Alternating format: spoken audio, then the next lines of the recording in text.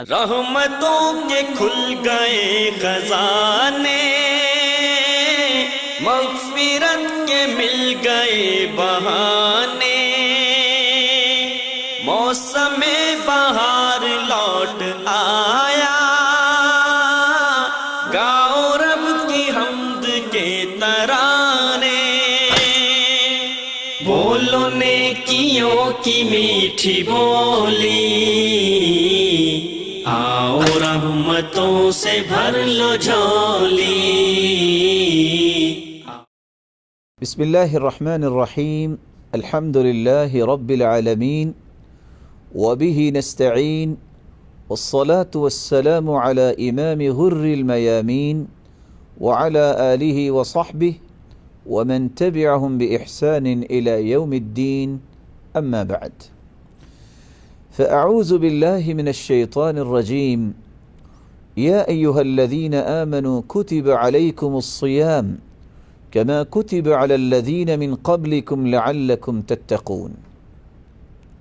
ناظرین کرام، اسلام ایک جامع اور مکمل نظام سے عبارت ہے۔ اس کا ہر پہلو اس کی جامعیت کی بہت بڑی دلیل ہے۔ اسلام کے 5 ارکان ہیں: توحید، نماز، روزہ، زکوٰۃ اور حج۔ آج اس مبارک مجلس میں اپنی گفتگو کا محور بنائیں گے اسلام کے ایک مہم رکن روزے کو۔ روزہ کیا ہے اور اس کی فضیلت کیا ہے؟ آئیے سمجھتے ہیں۔ روزے کو عربی زبان میں الصوم کہا جاتا ہے، اور الصوم کا مطلب رکے رہنا، باز رہنا۔ اللہ کی خوشنودی حاصل کرنے کے لیے فجر سے مغرب تک حلال چیزوں کو کھانے پینے سے رکے رہنا۔ اس سے یہ پتہ چلا کہ اگر انسان رب کو راضی کرنے کے لیے حلال کھانے پینے سے بھی رک جاتا ہے تو اسے بالاولیٰ حرام چیزوں سے بھی رکنا چاہیے۔ هو التعبد للہ سبحانہ وتعالی بالامساک بنیۃ عن الاکل والشرب وسائر المفطرات من طلوع الفجر الثانی الى غروب الشمس۔ روزے کا مطلب یہ ہے کہ انسان فجر سے لے کر مغرب تک باقاعدہ نیت کر کے رب تعالیٰ کی خوشنودی سمجھتے ہوئے، عبادت سمجھتے ہوئے حلال چیزوں کو اور ہر اس چیز کو استعمال کرنے سے رک جائے جس سے روزہ ٹوٹتا ہے۔ رسول اللہ صلی اللہ علیہ وسلم نے روزے کی عظمت کو بیان کرتے ہوئے، فضیلت کو بیان کرتے ہوئے فرمایا کہ روزہ ایک بے نظیر عبادت ہے۔ ایک صحابی نے سوال کیا، مرنی بعمل یا رسول اللہ صلی اللہ علیہ وسلم، اے اللہ کے رسول صلی اللہ علیہ وسلم مجھے کسی عمل کا حکم دیجئے۔ آپ نے فرمایا، علیک بالصوم فإنہ لا مثل لہ، روزے کو لازم پکڑو، اس جیسا کوئی عمل نہیں۔ اس نے دوبارہ سوال کیا، آپ نے پھر وہی جواب دیا۔ اس نے 12 سوال کیا، آپ نے پھر بھی وہی جواب دیا، روزہ رکھو، اس جیسا کوئی عمل نہیں۔ روزہ یہ انسانی دل کی پاکیزگی کے لیے اور خوبصورتی کے لیے ایک بہت بڑا تریاق ہے۔ رسول اللہ صلی اللہ علیہ وسلم نے فرمایا، صحیح الجامع کی روایت ہے، صوم شہر الصبر وثلاثة ایام من کل شہر یذہبن وحر الصدر۔ جو شخص رمضان المبارک کے روزے رکھتا ہے اور ہر مہینے چاند کی 13، 14 اور 15 ایام 20 کے روزے رکھتا ہے، رب تعالیٰ اس انسان کے دل کو کینے اور حسد اور بغض سے پاک فرما دیتے ہیں۔ روزہ انسان کی پرہیزگاری اور متقی بننے کے لیے بہت بڑا ایک ہنر ہے۔ رسول اللہ صلی اللہ علیہ وسلم پر قرآن نازل ہوتا ہے، يا أيها الذين آمنوا كتب عليكم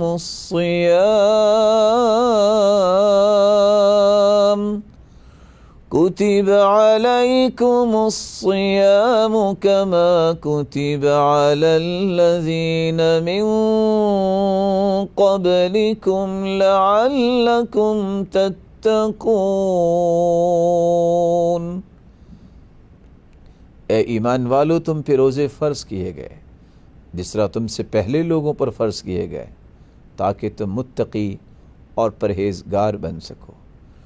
روزہ رکھنا یہ تو صالح قسم کے لوگوں کی نشانی ہے، ایسے لوگ جن کے اندر نیکی ہو، جو گنہگاری سے پاک ہوں۔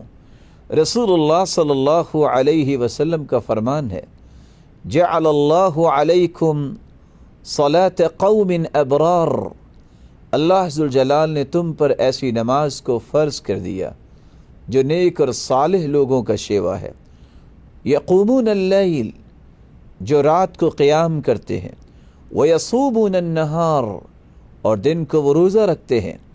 لیسوا بأثمہ ولا فجار، ایسے لوگ جو روزہ رکھنے والے ہیں اور رات کو قیام کرنے والے ہیں، وہ لوگ گنہگار اور فاجر نہیں ہوتے۔ اور یہ روایت صحیح الجامع اور سلسلہ صحیحہ کی ہے۔ روزہ گناہوں کی معافی کا سبب ہے اور فتنوں سے بچانے والا ہے۔ ناظرین کرام، ابھی چند لمحات کا وقفہ ہوگا، ملتے ہیں کچھ دیر کے بعد۔ ویلکم بیک ناظرین کرام، وقفے سے پہلے ہم یہ بیان کر رہے تھے، رسول اللہ صلی اللہ علیہ وسلم کا فرمان ہے، صحیح بخاری کی روایت ہے، فتنة الرجل فی اہلہ ومالہ ونفسہ وولدہ وجارہ، 5 قسم کا فتنہ، کسی کی ذات میں فتنہ، کسی کی اولاد کا فتنہ، کسی کے مال کا فتنہ، کسی کے اہل و عیال کا فتنہ، کسی کے پڑوسی کا فتنہ۔ ان تمام فتنوں کو دور کرنے کا طریقہ کیا ہے؟ یکفرها الصیام، سب سے پہلا علاج ان 5 قسم کے فتنوں کا روزہ رکھنا، والصلاۃ، نماز کو قائم کرنا، والصدقہ، اللہ کی راہ میں صدقہ کرنا، والامر بالمعروف، اللہ نیکی کا حکم کرنا، والنہی عن المنکر، اور برائی سے منع کرنا۔ روزہ ایک عظیم عبادت ہے جس کے بارے میں رسول اللہ صلی اللہ علیہ وسلم نے فرمایا، یہ برائی کے سامنے بھی ڈھال ہے، جہنم کے سامنے بھی ڈھال ہے، اللہ کے عذاب کے سامنے بھی ایک ڈھال ہے، بلکہ شہوتوں کے منہ زور گھوڑے کے سامنے بھی یہ ڈھال اور اس کے لیے بھی لگام ہے۔ رسول اللہ صلی اللہ علیہ وسلم نے فرمایا، الصیام جنہ، روزہ ڈھال ہے، وہو حصن من حصون المؤمن، یہ مومن کے قلعوں میں سے قلعہ ہے، وکل عمل لصاحبہ الا الصیام، ہر عمل جو انسان کرتا ہے اس کا عمل قبول کر کے اجر لکھا جاتا ہے۔ اور روزے کے بارے میں رسول اللہ صلی اللہ علیہ وسلم نے فرمایا کہ اللہ ذوالجلال فرماتے ہیں، الصوم لی وانا اجزی بہ، روزہ میرے لیے ہے اور اس کا اجر بھی میں ہی دوں گا۔ یہ صحیح الجامع کی روایت ہے۔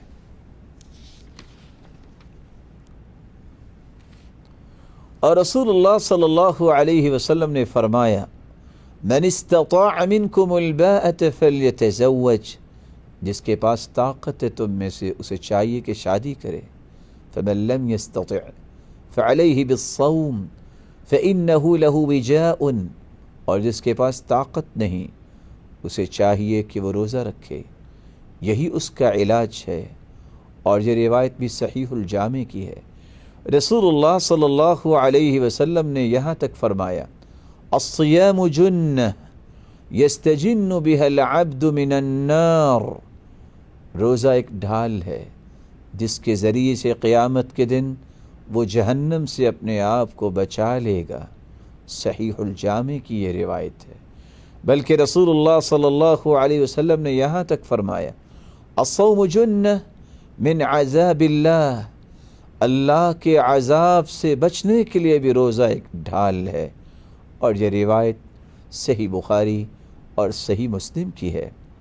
روزہ انسان کے گناہوں کی معافی کا ذریعہ ہے۔ رسول اللہ صلی اللہ علیہ وسلم نے فرمایا، من صام رمضان ایمانا واحتسابا غفر له ما تقدم من ذنبه، جو شخص رمضان المبارک کے روزے رکھتا ہے ثواب کی نیت سے، اجر کی نیت سے، رب تعالیٰ اس کے تمام گناہوں کو معاف فرما دیتے ہیں۔ اور یہ روایت صحیح بخاری کی ہے۔ رسول اللہ صلی اللہ علیہ وسلم نے فرمایا، روزہ قیامت کے دن روزہ رکھنے والے کی سفارش کرے گا اور اس کی سفارش کو قبول کیا جائے گا۔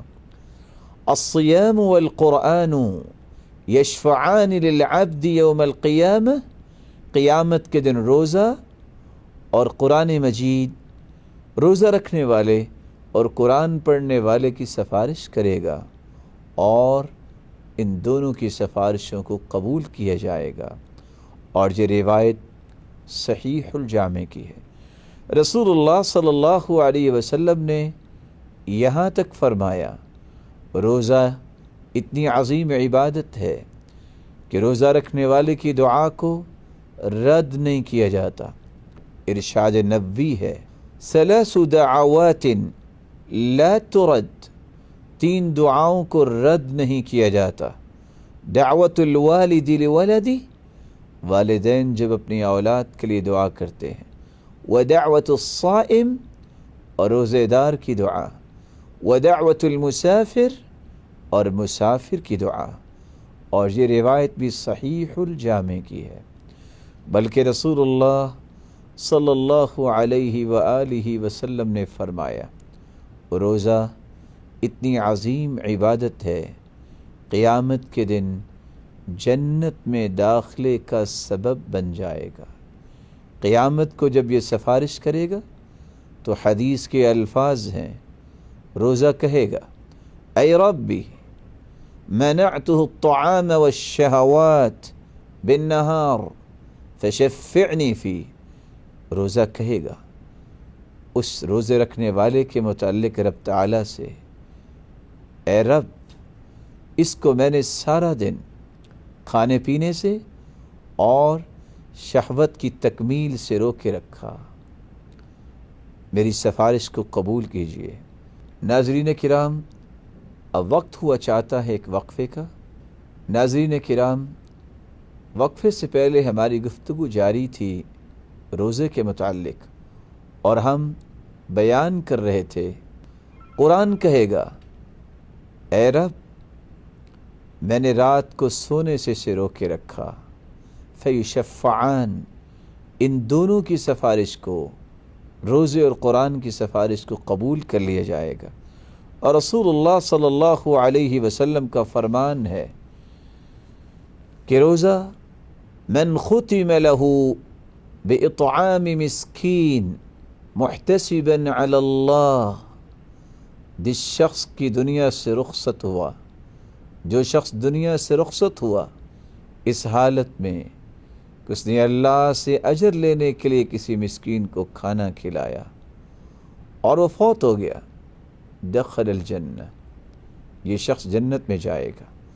ومن ختم له یقول لا الہ الا اللہ محتسبا علی اللہ عز وجل، اور جس شخص کا خاتمہ ان کلمات پہ ہوا کہ وہ اپنی زبان سے یہ ادا کر رہا تھا، لا الہ الا اللہ، اور اجر و ثواب کی امید کر کے یہ بول رہا تھا، دخل الجنہ، وہ جنت میں داخل ہوگا۔ یہ روایت سلسلہ صحیحہ کی ہے۔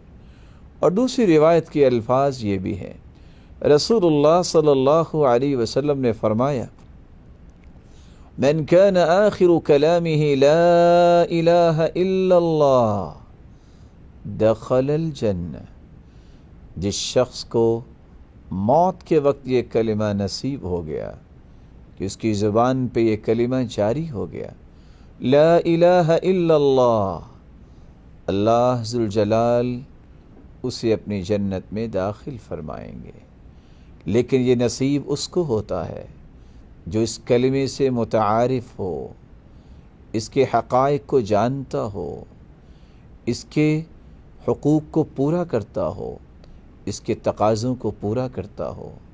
رب تعالیٰ سے دعا ہے، رب تعالیٰ ہمیں اس مبارک مہینے میں روزہ رکھنے کی توفیق عطا فرمائے اور روزے کی برکتوں کو اپنے دامن میں سمیٹنے کی توفیق عطا فرمائے۔ سیدنا عمر رضی اللہ تعالی عنہ کان یضرب النشوان، جو شراب پینے والے تھے، نشہ کرنے والوں کو کوڑے مارتے اور کہتے کہ تم اتنی عمر میں بھی روزہ نہیں رکھتے، ہم تو بچوں کو بھی روزہ رکھواتے ہیں۔ کنا نصوم صبیاننا، اور صحابی کہتے ہیں ہم تو اپنے چھوٹے بچوں کو بھی روزہ رکھواتے۔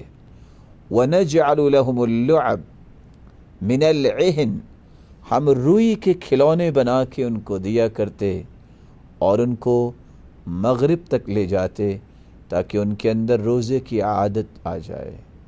رب تعالیٰ جب تک ہمیں زندہ رکھے اس رکن کی اہمیت کو سمجھنے والے اور اس کو اختیار کرنے والے بنائے، اور اس مبارک مہینے میں جو اللہ ذوالجلال نے وعدے کیے ہیں کہ اللہ ذوالجلال ہر رات معاف کرتے ہیں، ہمیں بھی ان معافی حاصل کرنے والوں کی صف میں شامل فرمائے۔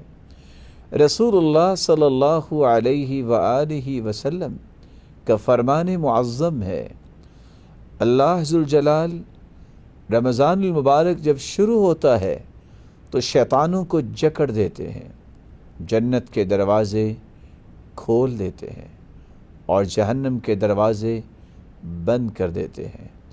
اور شیطانوں کو کڑیاں کیوں لگائی جاتی ہیں؟ تاکہ خالص اللہ کی عبادت کی طرف مخلوق آ جائے، اور ہر رات ایک آواز دینے والا آواز دیتا ہے، یا باغی الخیر اقبل و یا باغی الشر اقصر، اے خیر کو چاہنے والے آگے بڑھیے، پیش قدمی کریے، سبقت لے جائیے، اور اے برائی کرنے والے رک جائیے۔ رسول اللہ صلی اللہ علیہ وسلم کے اس فرمان کی روشنی میں اس مبارک مہینے میں داخل ہونے کے بعد ہمیں ہر خیر میں سبقت کرنی چاہیے اور ہر برائی سے اپنے آپ کو روکنا چاہیے۔ ہر وہ خیر، ہر وہ نیکی، ہر وہ ہمدردی، ہر وہ خیر خواہی اور ہر وہ احسان کا پہلو جس کا حکم قرآن مجید نے دے دیا، جس کا حکم اللہ کے رسول نے دے دیا صلی اللہ علیہ وسلم، اس کو اختیار کرنا میری اور آپ کی ذمہ داری ہے۔ اور ہر وہ برائی جس کو شریعت نے برائی کہا ہے، جس کو قرآن و حدیث نے برا کہا ہے، جس کو حرام کہا ہے، جس کو مکروہ سمجھا ہے اور جس کو ناپسند سمجھا ہے، اس سے رک جانا یہ میری اور آپ کی ذمہ داری ہے۔ یہی وجہ ہے کہ صحابی نے ایک سوال کیا تھا، اللہ کے رسول صلی اللہ علیہ وسلم، دو میری خواہشیں ہیں، پہلی خواہش میں کائنات میں سب سے زیادہ عبادت گزار بننا چاہتا ہوں، اور دوسری خواہش سب سے امیر ہونا چاہتا ہوں۔ تو آپ نے فرمایا اتق المحارم، حرام چیزوں سے بچ جاؤ، تکن اعبد الناس، سب سے زیادہ عبادت گزار بن جاؤ گے، وارض بما قسم اللہ لک تکن اغنى الناس، اور جو کچھ اللہ نے دیا اس پہ راضی ہو جائیے، تم کائنات میں سب سے امیر بن جاؤ گے۔ اللہ ذوالجلال سے دعا ہے رب تعالی ہمیں اس مبارک مہینے میں عبادت کرنے کی توفیق عطا فرمائے اور پھر انہیں شرف قبولیت سے بھی نوازے، اور قیامت کے دن اپنے محبوب کی رفاقت نصیب فرمائے۔ وآخر دعوانا ان الحمد للہ رب العالمین۔ اللہ کے دین کی دعوت اور لوگوں تک پہنچانے کے لیے اس ویڈیو کو ضرور لائک، شیئر، کمنٹ اور سبسکرائب کریں۔